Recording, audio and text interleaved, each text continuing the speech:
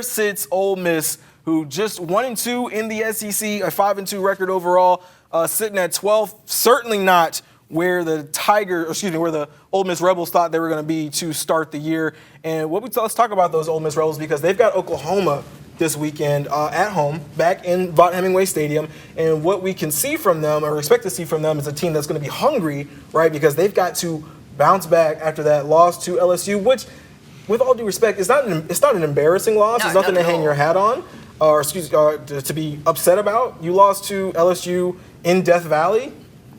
Who cares? It's a hard place to play. It's a hard place to play. It ended their season, though. Ended their season? Essentially. No. They're all over the place. No season has ended right now in the SEC.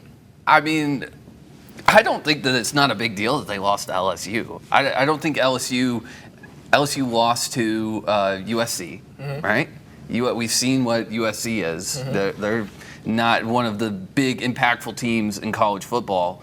This Ole Miss team is the most talented, pound for pound, most talented Ole Miss team I've ever seen. I think you have to go way back, like they show in their stadium. What was it, like in the 60s? They won the last national championship with old Speedy Howell. But I do think that that LSU loss was monumental. I mean, you look back to last year, they lost the two games against the two better teams. I think that they are, if you line them up, Ole Miss is a little bit better than LSU, but they lost to Alabama and they lost to Georgia last year.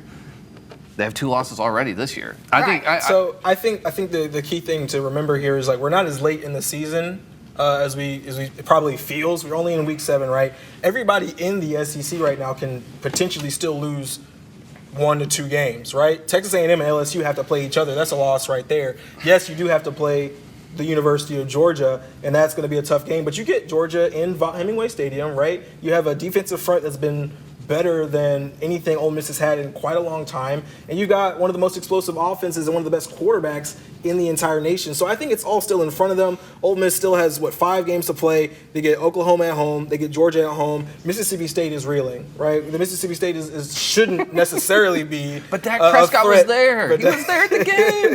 They got to head down to Gainesville, which we know is never necessarily a game that is a given, but certainly one that Ole Miss expects to win, especially this year with the way this offense has been humming. You got Lane Kiffin calling plays.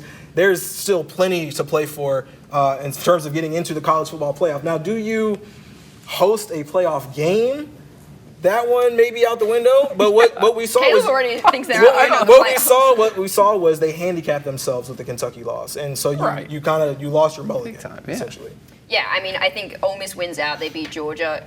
They're in the playoffs. Like, you look at Alabama beat Georgia, and now they've gone and lost to Vandy and Tennessee. Anything can happen in the topsy-turvy year. Yeah, anything can happen. There's not one team that's like, I mean, other than Texas A&M, which I don't know how they're there, but there's not one team where you're like, oh wow, like they are really good. They're like guaranteed. Even Texas A&M isn't guaranteed. They're probably going to lose a couple games. But it's just like there's not one team in the SEC right now that is like, oh, you are so much better than everyone else. Georgia. They proved it this weekend. They lost to Alabama. To a Texas team that played no one prior to that. Listen. Kirby Smart said it after the Alabama game. We're still figuring out this team, and this Georgia team seems to have figured itself out now. I mean, obviously, Carson Beck with 3 interceptions, still he's got to get his confidence back. But I don't see if everything goes right for Ole Miss, offensively and defensively, I think they can beat Georgia. But I don't see that happening. So your question is, you're penciling in the Georgia loss. That's what I'm saying, like. Too. Yeah. So do three losses get you into the college football playoff? That's the question you're Most trying likely to answer. not. Most likely not. It could. I mean, like you said, everybody's pretty close.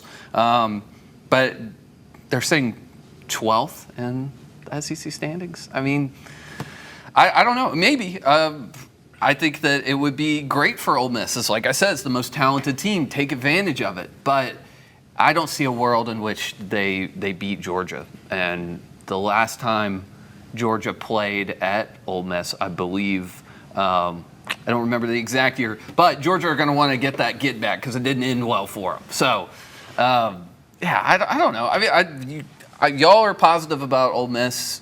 I still think that they have one of the most talented offenses and arguably the best quarterback in the entire NCAA. They're fun to watch, but you got to get those mistakes down. You got to get those penalties down, and you have to be able to run the ball. And Henry Parrish Jr. is hopefully back. They had a lot of injuries. It looks like their O-line is going to be back fully healthy, which is a huge, huge deal. But I just don't see, if you cannot run the ball effectively, I don't see how you make it into the college football playoffs and out of the SEC this year. Well, no matter what happens, kind of moving forward with the rest of their season, this weekend against Oklahoma is a must-win for them. We know that if they want to have a chance of going to the playoffs. And there's a couple of things they got to do to kind of make that happen. Both their losses by just 3 points. So they are in the game. In both those games, they were leading going into the fourth quarter, but they haven't been able to close it out. You mentioned penalties. That's a big one. Right now, they're actually 6th most penalized team in the entire nation. 61 penalties they have given away. You just can't do that. If you're trying to compete with the best teams, that's just easy yardage that you're handing to another team. So that's something Ole Miss really need to clean up. The other thing is the O-line, like you mentioned, they need to shore up. They're currently tied 91st in sacks allowed.